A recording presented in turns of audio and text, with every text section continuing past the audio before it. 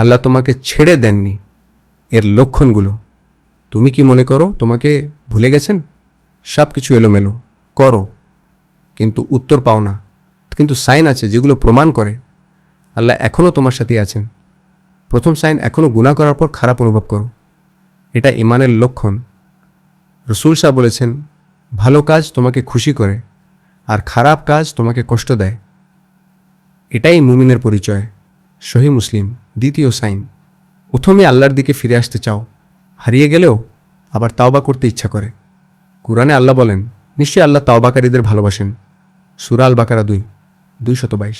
তৃতীয় সাইনেতে একা হলে আল্লাহকে মনে করো, না থাকলেও মনে হয় আল্লাহ দেখছেন। চতুর্থ সাইনে জীবনে কষ্ট আছে, সেই কষ্ট তোমাকে আল্লাহর কাছাকাছি নিয়ে যাচ্ছে। বুঝতে পারছো? যদি এই সাইনগুলো তোমার মধ্যে থাকে, জেনে রাখো আল্লাহ তোমাকে কখনো ছেড়ে দেননি। তাই হতাশ হও না, তোমার খুব কাছেই আছেন। আজ থেকেই বলো, ইয়া আল্লাহ, আমি আবার